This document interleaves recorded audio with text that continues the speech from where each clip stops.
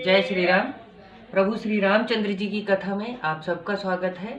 आगे है कि माता पार्वती का जन्म हुआ है हिमाचल जी के घर में और नारद भगवान उनको देखने के लिए आए हैं और आगे की कथा हम अब आगे कहेंगे। तो नारद भगवान ने कहा, शुभ और अशुभ सलिल सब वहाई, सुरसरी को अपुनीत न कहे, समरथ कहूँ नहीं दोष गोसाई, रवि पावक सुरसर की नाई। गंगा जी में पवित्र और अपवित्र सभी जल बहता है, पर उन्हें कोई अपवित्र नहीं कहता।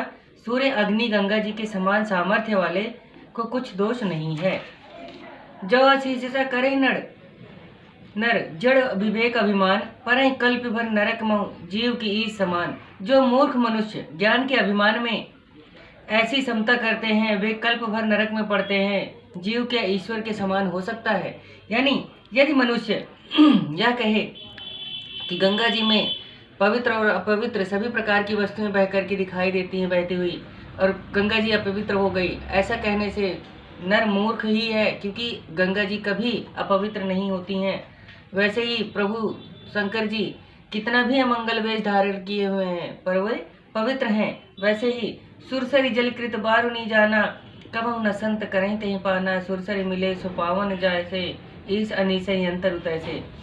गंगा जी के जल में बनी हुई मदिरा जानकर भी संतजन कभी उसे पान नहीं करते, पर वही मदिरा गंगा जी में गिरने से पवित्र हो जाती है। इसी प्रकार जीव और ईश्वर में भेद है।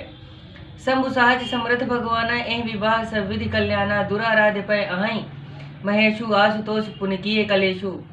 भगवान महादेव जी स्वभाव से ही समर्थ हैं। इस विवाह के करने से सब प्रकार से भला होगा, परंतु महादेव जी की आराधना बड़ी कठिन है। फिर भी वे तप करने से बहुत जल्दी प्रसन्न हो जाते हैं। ऐसा नारद भगवान कहते हैं कि महादेव जी तप करने से प्रसन्न हो जाते हैं और यह विवाह यानी शिव और पार्वती का विवाह संभव हो सकता है। नारद जी आगे कहते हैं, जो तप करे कुम्हार तुम्हारी, भावी उमेट सकहि त्रिपुरारी। यद्यपि वर अनेक जगमाही, एह कहत शिव तज दूसर नहीं। यदि तुम्हारी कन्या तपस्या करे तो त्रिपुरारी शिव जी होनहार को भी मिटा सकते हैं। शिव जी इतने सामर्थ्य हैं कि अगर कुछ अनहोनी है तो उसको भी होनी कर सकते हैं, और कुछ होनी है तो उसको भी अनहोनी कर सकते हैं। तो जो होनहार है उसको भी मिटा सकते हैं।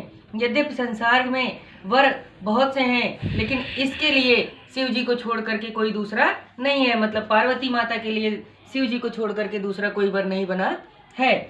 वरदायक प्रंतारित भंजन, कृपा सिंधु सेवक मनोरंजन। इच्छित फल शिव बिन अपराधे, कही न कोटि जोग जप साधे। शिव जी वरदायक, दीनों का क्लेश हरने वाले, कृपा के समुद्र और सेवकों के मन को आनंद देने वाले। शिव जी की आराधना किए बिना करोड़ों योग और जप करने से पर भी वांछित फल नहीं मिलता। अगर शिव जी की आराधना करते हैं तो मन वांछित फल मिल सकता है, और अगर शिव जी की आराधना नहीं करते हैं तो करोड़ों जप और योग कर लो, पर मन वांछित फल पाने में कहीं न कहीं यह भ्रम रहता है कि मिलेगा कि नहीं मिलेगा। पर अगर शिव जी की आराधना करते हैं तो अवश्य ही मिल सकता है। पर शिव जी की आराधना बड़ी कठिन है, क्योंकि वो सैकड़ों वर्षों तक अगर चले गए हैं समाधि में, तो शिव जी की आराधना इसीलिए कठिन है। वह देखते सब रहते हैं, पर समय जो लगता है वो थोड़ा अधिक होता है। अस कई नारद सुमरि हरि, गिरिजय दीन आशीष, हुई है या कल्याण अब संशय तजो गिरीश। ऐसा कहकर नारद जी ने हरि का स्मरण करके पार्वती जी को आशीर्वाद दिया और कहा, हे हिमाचल, संदेह छोड़ दो, अब कल्याण ही होगा। हिमाचल से कहते हैं कि हे हिमाचल, अब कल्याण ही होगा। नारद जी ने हरि को स्मरण करके, हरि को नारायण नारायण नारद भगवान करते थे, तो उन्होंने नारायण नारायण कह करके कहा होगा कि पार्वती जी को आशीर्वाद दिया होगा कि अब संदेह नहीं है, अब जो है कल्याण ही होगा। कई यश ब्रह्म भवन मुनि गयाऊं, आगे चरित सुनो जस भयाऊं। पति एकांत पाए कह मैना, नाथ न मैं समझे मुनि बहना। ऐसा कहकर नारद मुनि ब्रह्मलोक को चले गए। आगे जैसा चरित्र हुआ उसे सुनो। पति को एकांत में पाकर रानी मैना ने कहा, हे नाथ, मैंने मुनि की बातें समझी नहीं। अब मुनि जी चले गए, नारद मुनि चले गए हैं अपने धाम, और यहाँ पर मैना रानी जो हिमाचल की पत्नी है और पार्वती माता की माता हैं, वह अपने पति से कहती हैं कि मैं कुछ समझ नहीं पाई। जो घर बर कुल होई अनुपा, करहु विवाह सुता अनुरूपा। न त कन्या बरु हूँ कुंवारी, कंत उमा मम प्राण पियारी। जो कन्या के योग्य वर, घर और कुशल उत्तम नहीं मिलेगा तो विवाह नहीं होगा, नहीं तो कन्या कुंवारी ही रहे भला है। उमा मुझे प्राणों से भी प्यारी है। अगर पति अच्छा नहीं है, कुल अच्छा नहीं है, तो विवाह नहीं करना चाहिए, ऐसा माता कह रही हैं अपने पति से। मैना जी कह रही हैं अपने पति से यानी हिमाचल जी से कि अगर अच्छा घर नहीं मिलेगा तो हम विवाह नहीं करेंगे। जो न मिले हैं बर गिरजई जोगु, गिरिजड़ साज कहीं सब लोगु, सोई विचार पति करें विवाहु, जय न बहोरी होई उर्दाहु। जो पार्वती के योग्य वर नहीं मिला तो सब लोग कहेंगे कि पर्वत स्वभाव से ही मूर्ख होता है। हे स्वामी, यही विचार कर विवाह करना, जिससे कि हृदय में फिर संताप न हो। अस कही परी चरण धरि शीशा, बोले सहित सने गिरीशा, बर पावक प्रगटय ससीमाही, नारद बचन अन्यथा नाही। ऐसा कहकर चरणों पर सिर रख दिया माता हिमैना ने, हिमवान के पैरों पर सिर रख दिया। तब हिमवान बड़े स्नेह से बोले, चाहे चंद्रमा से अग्नि प्रकट हो जाए, परंतु नारद जी के वचन झूठे नहीं हो सकते है। नारद भगवान के वचन झूठे नहीं हो सकते। चाहे चंद्रमा अग्नि बरसाने लगे और सूर्य शीतल हो जाए, फिर भी नारद जी का वचन झूठा नहीं होगा।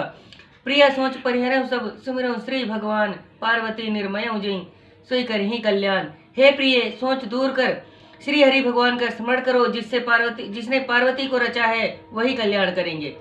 अब जो तुम्हें सुता पर ने हूँ, तो अस जाय सिखावन दे हूँ, करे सो जब तप जय मिल महेशु, आन पाए न मिटी कलेशु, नारद बचन सगर्भ सहे तु, सुंदर सब गुण निधि वृष के तु, अस विचार तुम तजम अशंका, सब भांति शंकर कलंका, सुनिपति बचन हरसि मन माही, गई तुरति उठ गिरजा पाही, उमहि बिलो की नया भर बारी, सहित स्नेह गोद बैठारी। हे प्रिय, सोच दूर कर श्री हरि भगवान का स्मरण करो, जिसने पार्वती को रचा है वही इसका कल्याण करेंगे। अब जो तुमको कन्या पर स्नेह है, तो जाकर उसे ऐसा उपदेश दो कि वह तप करे, जिससे महादेव जी उसको मिले। दूसरे उपाय से कलेश नहीं मिटेगा। नारद जी के वचन प्रिय लगे और कारण सहित हैं। शिव जी सब भांति से सुंदर गुणों के भंडार हैं, ऐसा विचार कर संदेह छोड़ दो। शिव जी सब प्रकार से निष्कलंक हैं। हिमाचल भगवान ने ऐसा कहा। पति के वचन सुनकर मन में प्रसन्न हो वहां से मैना रानी तुरंत उठी और पार्वती माता के पास जाकर के बैठी। उमा को देखा तो नेत्रों में आंसू भरकर स्नेह सहित गोद में बैठा लिया। अपनी पुत्री को देखा और स्नेह से गोद में बिठा लिया। आगे है 12 बार लेती उरलाई, गदगद कंठ न कछु कही जाए, जगत मातु सर्वज्ञ भवानी, मातु सुखद बोली मृदुबानी, सुनहि मातु मैं देख अस, सपन सुनावहु तोहि, सुंदर गौर सुभी प्रवर, अस उपदेश मोहि। बार बार उसे हृदय से लगा लिया, माता पार्वती को हृदय से लगा लिया। माता मैना ने कुंठ भर कर यानी गला भर आया, रोने का सा हो गई। कारण कुछ कहा नहीं जाता। जगत की माता सर्वज्ञ पार्वती जी माता को सुख देने वाली कोमलवाणी बोली।